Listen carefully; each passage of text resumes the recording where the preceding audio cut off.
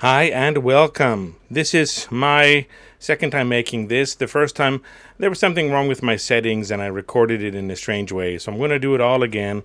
There's no script, but before that, let's just check a few things. What time is it? It's 8:47 a.m. Okay, 8:47 a.m. Weather, Yokohama, Celsius.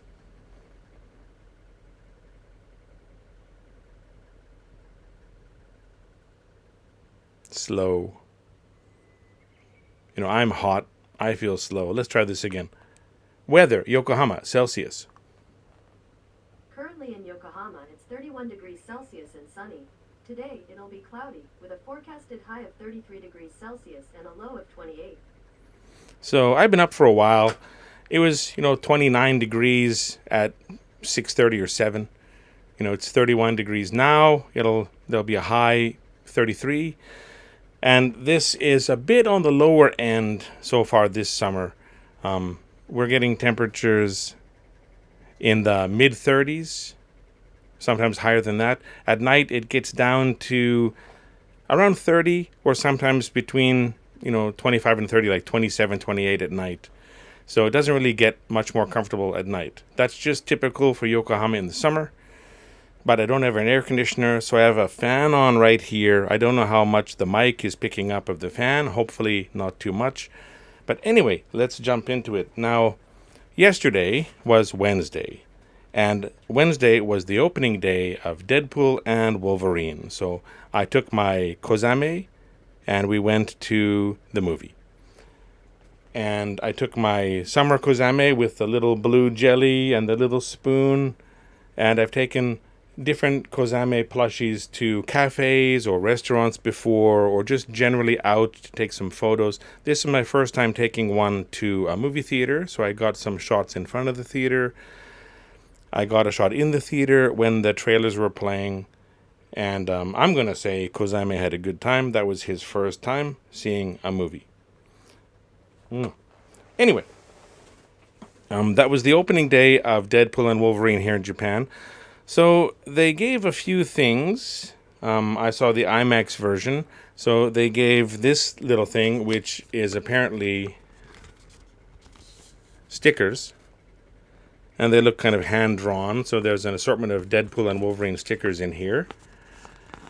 Which is just a nice little thing to get for going to the movie. Now, I don't know if this was because it was opening day or because it was the IMAX version, if this will be available every time people go to the IMAX version.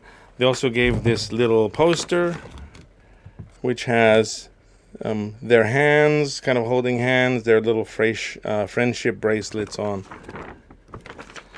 So this might also be only for people who saw the IMAX version or possibly opening day. Now, yesterday was a Wednesday, so Wednesdays are a bit cheaper in Japan than normal. So the price was 1,300 yen. The usual price would be around 1,900 yen, I think, for my age bracket. But 1,300 yen plus 600 yen for the IMAX experience, so totally 1,900 yen, which works out to be about $17 Canadian with the current exchange rate. Now, when I first came to Japan, that's 32, 33 years ago, tickets were 1,800, and they haven't really changed much. They've gone up a little bit, like 1,800 up to 1,900. Of course, if you get IMAX or 3D, you pay more for that experience. And I think tickets in Canada have, climbed up over 30 years to be around the same price as what tickets have always been in Japan. So Japan doesn't have a lot of inflation regarding things like this. But anyway, went to the movie yesterday. Now, I want to start this off by talking about Ryan Reynolds. Now, he's not a comedian. He's not a trained comedian. He's not an improv comedian. He's witty in interviews. He's got a good sense of humor, but I don't think his type of humor really works in large doses. We can see similar problems with actual improv comedians, trained comedians, when they're left to run the show. If you look at the female-led Ghostbusters film, basically 4 very, very funny women without a really fleshed out script, improving the way through everything, and you wind up with a movie that's just not horribly funny and doesn't draw a big audience reaction. You look at, for example, Anchorman 2. You go in, you just let them run wild. You've got a barely fleshed out plot that they have to hit certain beats on. But it just doesn't work. You can't just film tons and tons of people doing improv and then try to edit a film together. Now, they want to keep Deadpool funny. They want to have humor in the film. But I think Ryan Reynolds Unleashed is not funny. And looking at some of his Netflix outings, like, what is it called? 6 Underground? 8 Underground? Some number underground. Red Notice. Ryan Reynolds has done this quite often. This is his shtick. It's what he's known for. And I think projects are developed to let him do this. He used to act more often in really grounded films with really serious scripts. But more recently, he's been just doing the same thing, singing the same song. And Unleashed, his type of comedy doesn't work for me. It might work for you or for other people, but it's just not my thing. So looking at Deadpool, the franchise, I thought the first Deadpool movie was excellent. I've seen it probably 5 or 6 times. The characterization was on point. He developed a love relationship with Vanessa, the character Vanessa.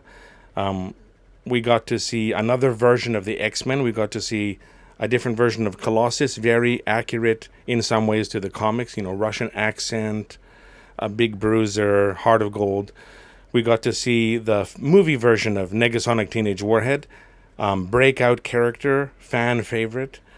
They showcased what the X-Men could be in this universe. They showed that the X-Men were looking out for Deadpool, trying to keep him under control, trying to bring him in and make him part of their family. It was very, very interesting. And the humor was, I thought, on point. It dealt with critiquing the Fox superheroes, the Fox movies, commenting that the producers didn't have enough money to have more than 2 X-Men in the film. Confusion about whether this was the Patrick Stewart or James McAvoy version of the X-Men. Which Xavier was this timeline. Those were all on point, very fair, fourth wall breaking criticisms of the way Fox kind of mishandled the X-Men franchise. So overall, the first Deadpool, great film. R-rated, made a lot of money, about $700 million on a very low budget. But it established this character and the tone of this character, and it set up the future. We can see more of the X-Men. We can see more of Negasonic. We can see more of this Colossus. Moving on, we can have a different iteration of the X-Men. So then Deadpool 2 came out. And they switched up some of the writers. There was a disagreement about the direction of the film. So they kept Ryan Reynolds. They jettisoned one of the main writers from the first movie. And I think it suffered. So a lot of Ryan Reynolds type of juvenile comedy, fourth wall breaking, critiquing of the DC heroes and, of course, other Marvel heroes, but it just wasn't funny. Some of the jokes were recycled from the first movie. Other jokes were very predictable. Some of the commentary seemed like it was, personal beefs rather than actual problems with those other franchises. But generally, I remember watching it for the first time. About halfway through, I suddenly realized I hadn't laughed once. I hadn't even smiled once, and I just kind of cringed. The comedy wasn't landing for me. And what happened with the characters I loved from the first movie? Where's Colossus? Essentially shelved. Where's Negasonic? Nothing to do in this film. They appear very briefly early on, and then they come in for the final battle, but they're not there for most of the film. Where's Vanessa? Fridged in the opening scene. Gone. And Deadpool misses her and wants to die, but he can't die because of his regeneration powers, his healing powers. So that's his motivation for the film. is to, I think his motivation is to be a better person, but also to somehow get back with Vanessa. But why was she just fridged in the beginning of the film? And then they bring in Domino, so it's like they couldn't have more than one female character in the film, so they bring in Domino.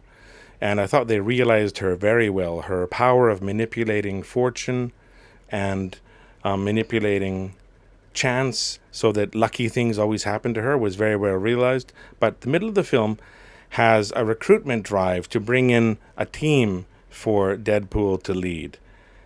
And then they're immediately killed off in, I felt, very unfunny ways, a very unfunny set piece. So that whole section of the film was a waste of time. Just a waste of time. If you look at The Suicide Squad, James Gunn's version, the beginning of the film has the establishment of a team, and then their first mission, they all die horribly, but it's done in a much better way. It's more meaningful. That's how you do that type of thing. But in Deadpool 2, it's just to show a few people that viewers probably don't know, and then kill them off for no reason, and they serve no function in the overall plot of the film. Now, they also have Cable in the film. They also have Juggernaut in the film. I thought Juggernaut was much better than the previous time we saw him in X-Men The Last Stand, X-Men 3. But he wasn't in the film much. No development, really, for his character. Cable, no comic accurate backstory, really, that we can see. His motivations are very different from anything related to the comic books. Of course, the Thanos jokes, just boring, obvious types of jokes to make. But the Cable character was interesting. The Juggernaut character was interesting. But overall, I felt Deadpool 2 was a letdown. The budget was twice as much, but it earned less at the box office. So I think that says something. Like, you'd expect it to go up compared to the first movie. But when you just have this improv comedy style going on and you don't develop a really solid script where characters have real stakes, real motivations, and a chance for growth, it just feels really shallow. Now, looking at the last two Thor movies, Thor Ragnarok and Thor Love and Thunder, we can see the same thing. This YouTube version, Surfer Bro Thor, that was introduced for promotional purposes, kind of took over the characterization of Thor, and that's very apparent in Love and Thunder. And look at the box office of Love and Thunder, nothing. So you undermine your movie when you do that. It might work in an ensemble cast of improv comedians where you just want to generate as much potential comedy as possible, but I want heroes to have a more consistent characterization, and I want my comedy to be less 8th grade, if that makes any sense. Anyway, going on to the current movie, Deadpool and Wolverine, my feeling was when the unleashed Ryan Reynolds comedy decreased, my enjoyment of the film increased in relation to that.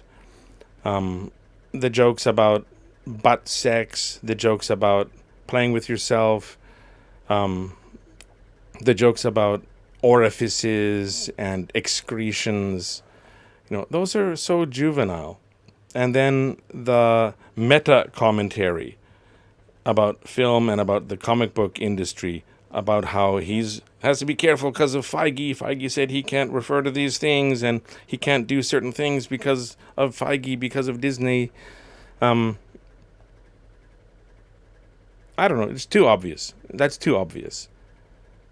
Those kind of jokes are not interesting or funny for me. This is the first time we've seen an R-rated superhero film under the Marvel umbrella produced through Disney. So there's nothing to parody. There's nothing to poke fun at. This is the first time. So I didn't think any of those jokes landed for me. There was one joke. Deadpool refers to Wolverine's headpiece and says, "It's like Batman's, but he can turn his head." That joke was already referenced in Batman The Dark Knight, the second of the Christopher Nolan Batman movies. The original, I guess, 4 Batman films, started off with Tim Burton's Batman. Had a lot of people, laughing at the fact that Batman couldn't turn his head because of the cowl and the shoulder piece and the cape all blended together. And then in Batman Begins, a similar problem with the design of the costume. And then in Batman The Dark Knight, they specifically had a scene where Bruce Wayne wants the headpiece redesigned so that he can turn his head. And after that, it's never going to be an issue. So it's like they acknowledged that this was not a functional type of body armor, and that the fans were right to complain about having a comic accurate suit that has these physical limitations. So let's make something that's more realistic and use it in the movies. So that's old. That's not even a joke. That's not worth commenting on. So just having that as a line in the film made me feel like the writers, the producers, the performers aren't up to date. They're not aware of what they can make fun of. What the tropes are, what the memes are anymore. They're just out of touch with, the current situation in comic book movies. So that's the kind of thing, those kind of non-funny meta references, non-funny juvenile humor. When that decreased, I enjoyed the movie more and more. So there are scenes where Deadpool has a more serious vibe. There are scenes where Deadpool doesn't talk as much. There are scenes where Deadpool interacts with characters on a more mature level with jokes that match the situation that's happening at the moment. That's all fine. So overall, I think it's a Ryan Reynolds issue for me. Any complaints I have about the film are kind of related to him. So I don't want to give any spoilers away, but basic storyline. It's bookended in Deadpool's present day with his circle of friends. He's estranged from Vanessa. Their relationship has faltered. He's kind of at a loss for what he wants to do with his life. He's kind of given up being Deadpool. The Time Variance Authority, for some reason, recruits him. And there's a bit of a plot hole here. I don't know why they recruited him. Unless they just wanted somebody from this timeline to do missions for them.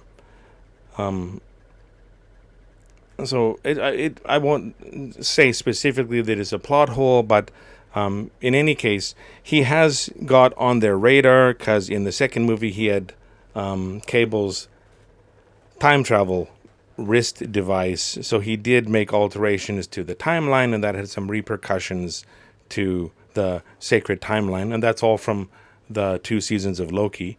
So using the Time Variance Authority to set up the premise for the film, smart idea. It brings it into the overall Marvel Universe, smart idea.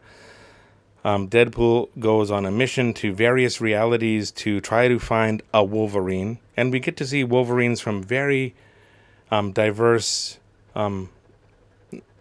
Earths and scenarios, and they're all referencing certain things in comic books that I've read, so I knew all the references. Some of the online reviews of the film misidentified one character. They said it's a glam rock hairstyle Wolverine that's indicative of 90s comic style. And no, that was the perfectly accurate Age of Apocalypse version of Wolverine, version of Logan. One of his hands is missing, so he's got this metal kind of cup that covers the stump of his arm, and that's Age of Apocalypse. It's a very specific version of Wolverine. So I think people reviewing and critiquing the film and audiences going to the film, if they like Deadpool from the Deadpool movies, they're not going to get those references. So having too many of those references might go over the heads of a lot of the viewers, unless they're comic book fans. And then Deadpool and Wolverine wind up in the void, which is where the Time Variance Authority throws away things that they don't need to keep, things that should be destroyed or that don't fit into the sacred timeline. So you can meet variants. There are different versions of other heroes, or versions of heroes or figures from failed universes. So that's where the movie really kicks off. We get to have cameos from so many characters. I'm not going to spoil too much. Not all of the cameos were revealed in the trailers, but there were 2 cameos especially that really surprised me. I wasn't expecting them at all, but I thought it fit really well. And those cameo characters, by and large, are treated very seriously. They're treated with some respect. And the end credit scene, also showcases this. I feel in a way that part of this film is an apology and a celebration and a farewell to the Fox superhero films, the Fox superhero franchises. And we get to see and remember what was from before. We get to see what could have been, what should have been. We get to see what never was. And then these heroes have a very great action set piece at the end of the film. And we understand these heroes deserved better. They deserved a chance to shine, bringing back the original performers, including ones who never even got their own film, although they were slated to. Very, very nice. A very good farewell to the Fox movies, the Fox superheroes, the Fox franchises. So, chef's kiss to that. So it reminded me of Spider-Man No Way Home, bringing in Tobey Maguire and Andrew Garfield, and the villains from their respective universes, just to remind us of what came before, and that this still exists. We can still watch those. There is a value to them, and there is potential in the future if the multiverse exists or the sacred timeline has different branches that are being protected. These heroes can live on, and we don't have to abandon them completely. So that was good. So I won't spoil too much more. There are 2 baddies, the Time Variance Authority and Cassandra Nova.